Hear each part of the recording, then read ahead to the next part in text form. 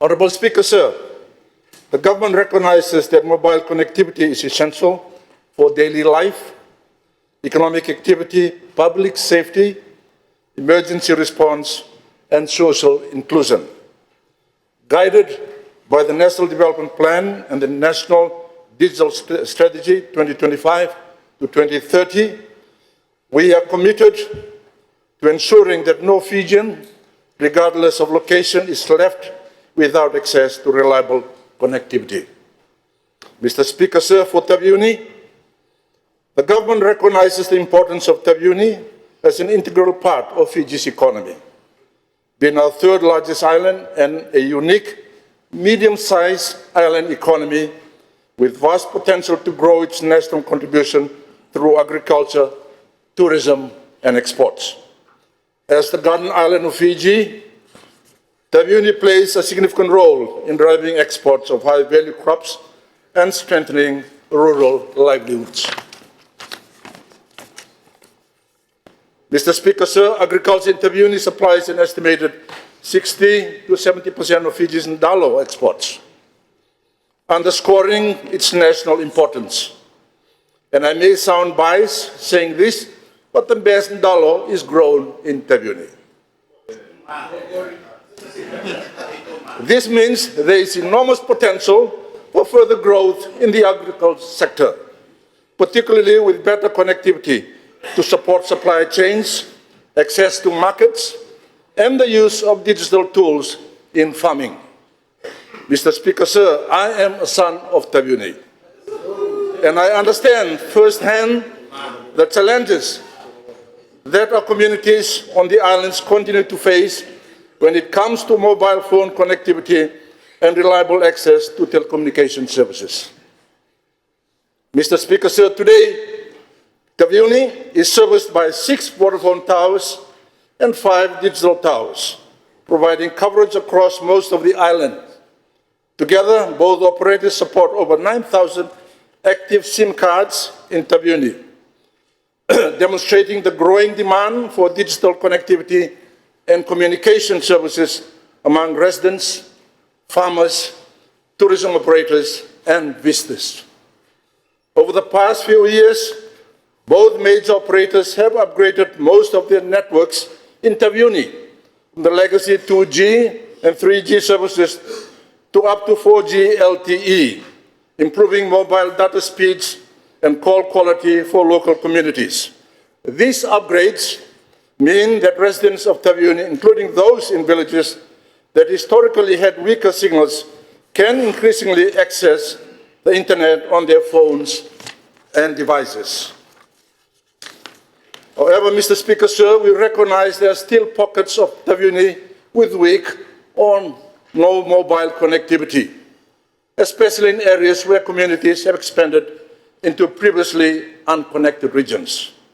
The Ministry and the Telecommunication Authority of Fiji, or TAF, will continue to focus on these areas to ensure that improved connectivity supports the growth of Taveuni's economy and its communities.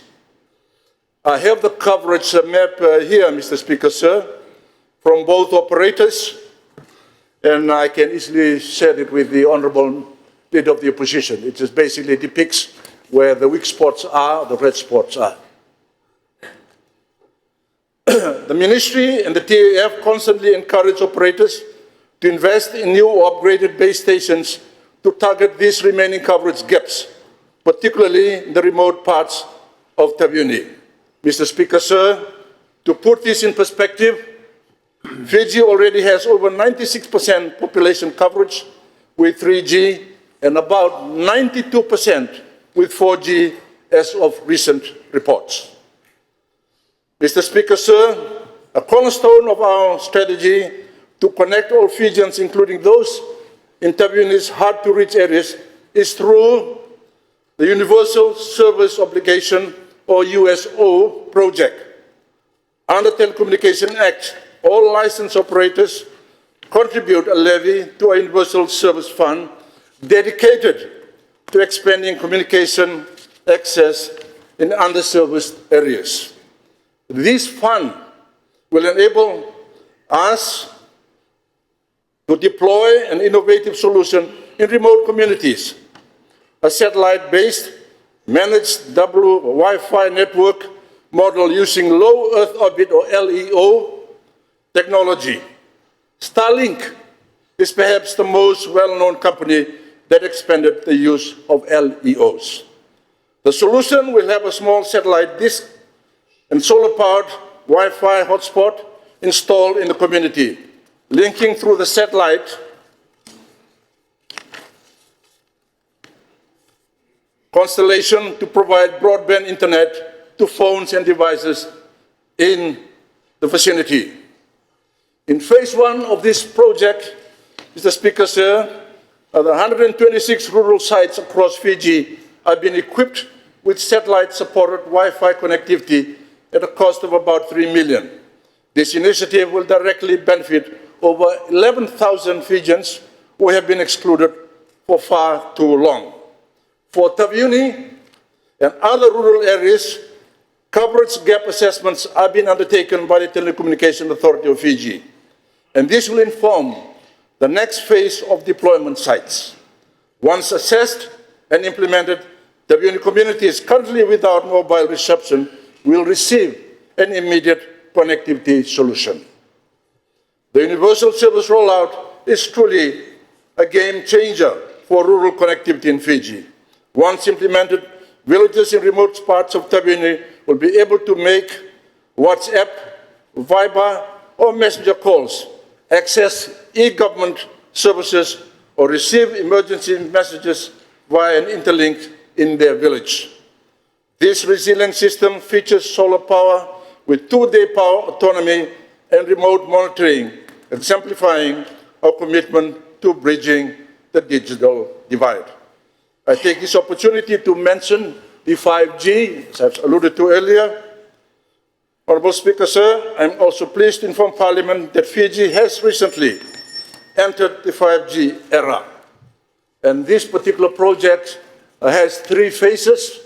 We are now moving on to phase 1, phase 2, and phase 3. Taveuni is included in phase 3. I thank you, Mr. Speaker, sir.